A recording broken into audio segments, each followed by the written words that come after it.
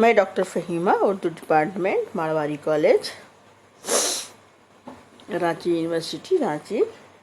ہماری پیاری بچیوں اور ڈاورس، آج میں آپ لوگوں کو قرۃ العین حیدر کا افسانہ فوٹوگرافر کے متعلق بتاؤں گی، ٹھیک ہے، کہ فوٹوگرافر میں انہوں نے کیا بتایا ہے۔ فوٹوگرافر قرۃ العین حیدر کا ایک علامتی اور خوبصورت افسانہ ہے۔ اس افسانے میں انہوں نے کائنات کی ایک بڑی سچائی بیان کی ہے کہ ہر عروج کے بعد زوال اور ہر شے کو فنا ہونا ہے۔ سمجھ گئی؟ اس دنیا میں جو آتا ہے اسے واپس جانا ہوتا ہے۔ اس افسانے میں دو نامور فنکاروں کو مرکزی کردار بنایا گیا ہے، جو دنیا کے شور شرابے اور ہر وقتی لوگوں کی بھیڑ سے تنگ آ کر سکون کی تلاش میں ایک گمنام پہاڑی قصبے میں ایک گیسٹ ہاؤس میں پہنچتے ہیں۔ گیسٹ ہاؤس پہنچتے ہی ان کی ملاقات ایک فوٹوگرافر سے ہوتی ہے، جو وہاں آنے والے نوجوان سیاحوں اور نئے شادی شدہ جوڑوں کی تصویریں کھینچتا ہے۔ وہ ان فنکاروں کو دیکھتا ہے اور چاہتا ہے کہ ان کی تصویریں کھینچیں۔ وہ اپنی خواہش کا اظہار ان سے بھی کرتا ہے، مگر نامور رقاصہ کہتی ہے ہم لوگوں کو ابھی باہر جانا ہے، دیر ہو جائے گی، مگر وہ انہیں کسی طرح راضی کر ہی لیتا ہے اور فوٹو کھینچ لیتا ہے اور شام کو تصویر رقاصہ اور موسیقار کو پیش کرتا ہے۔ چند روز بعد وہ دونوں واپس چلے جاتے ہیں، پھر وہ فوٹو وہیں بھول جاتے ہیں۔ 15 سال بعد وہ نامور رقاصہ واپس آتی ہے۔ اب وہ ادھیڑ عمر کی عورت ہوتی ہے۔ فوٹوگرافر اپنی عادت کے مطابق فوٹو لینے کے لیے اٹھتا ہے، مگر ادھیڑ عمر عورت کو دیکھ کر مایوسی سے واپس جا کر بیٹھ جاتا ہے۔ اتفاق سے وہ عورت اسی کمرے میں ٹھہرتی ہے۔ اپنا سامان سمیٹتے وقت وہ سنگار میز کی دراز کھولتی ہے تو اسے اپنے نام کا لفافہ ملتا ہے۔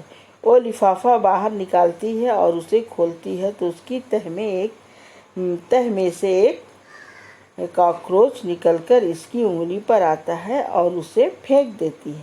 لفافے میں سے ایک تصویر نکلتی ہے جس میں ایک جوان آدمی اور وہی رقاصہ ہوتی ہے، تو اسے خیال آتا ہے کہ ایک وقت تھا جب مداحوں اور پرستاروں کا ہجوم رہتا تھا، آج کوئی پہچانتا بھی نہیں ہے۔ وہ لفافہ نکال کر بیگ میں رکھتی ہے اور واپس چلی جاتی ہے۔ اس فوٹوگرافر میں ایک نوجوان لڑکے اور لڑکی کی امر سندری پاروتی کے مجسمے کے قریب کھڑے مسکراتے ہیں اور اسی کے متعلق لکھا گیا ہے۔ سمجھ گئی؟ تصویر کا کاغذ پیلا پڑ چکا ہوتا ہے۔ خاتون چند لمحوں تک گم سم اس تصویر کو دیکھتی رہتی ہے، پھر اسے اپنے بیگ میں رکھ لیا۔ بیرے نے باہر سے آواز دی کہ ایئرپورٹ جانے والی کوچ تیار ہے۔ خاتون نیچے گئیں۔ فوٹوگرافر نئے مسافروں کی تاک میں باغ کی سڑک پر ٹہل رہا تھا۔ اس کے قریب جا کر خاتون نے بے تکلفی سے کہا، کمال ہے، 15 سال میں کتنی بار سنگار میز کی صفائی کی گئی ہوگی، مگر یہ تصویر کاغذ کے نیچے اسی طرح پڑی رہی۔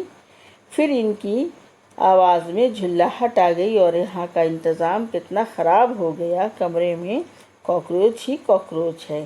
فوٹوگرافر نے چونک کر ان کو دیکھا اور پہچاننے کی کوشش کی، پھر خاتون کے جھریوں والے چہرے پر نظر ڈال کر آرام سے دوسری طرف دیکھنے لگا۔ خاتون کہتی رہیں۔ ان کی آواز بھی بدل چکی تھی، چہرے پر سستی اور سختی تھی اور انداز میں چڑچڑاپن اور بے زاری، اور وہ سپاٹ آواز میں کہے جا رہی تھی، میں اسٹیج سے ریٹائرڈ ہو چکی ہوں، اب میری تصویریں کون کھینچے گا؟ بھلا میں اپنے وطن واپس جاتے ہوئے رات یہاں ٹھہر گئی تھی، نئی ہوائی سروس شروع ہو گئی، یہ جگہ راستے میں پڑتی ہے، اور آپ کے ساتھ؟ فوٹوگرافر نے آہستہ سے پوچھا۔ کوچ نے ہارن بجایا۔ آپ نے کہا تھا نا کہ راز حیات میں گھمسان کا رن پڑا ہے، اسی گھمسان میں وہ کہیں کھو گئے۔ کوچ نے دوبارہ ہارن بجایا، اور ان کو کھوئے ہوئے بھی مدت گزر گئی۔ اچھا، خدا حافظ۔ خاتون نے بات ختم کر اور تیز تیز قدم رکھتی کوچ کی طرف چلی گئی۔ زندگی انسانوں کو کھا گئی، صرف कॉकरोच बाकी रह गए। समझ गए? इस अफसाने का मकसद यही है कि दुनिया की हकीकत क्या है। ठीक है, इस तरह से मैंने आपको आज कुर्रतुल ऐन हैदर का अफसाना फोटोग्राफर के बारे में बताया, जो एक गुमनाम इसके से शुरू होता है, गुमनाम पहाड़ी से शुरू होता है। समझ गए? और वहाँ गेस्ट हाउस में लोग आते हैं और अपनी तस्वीरें खिंचवाते हैं। ठीक है, तब मैं इसके कुछ सवाल और जवाब भी आप लोग को बता दूंगी, तो ये पूरा चैप्टर आपका मुकम्मल हो गया। ठीक है, अपना ख्याल रखें, इंशाल्लाह अगले मौजू पे बातें होंगी।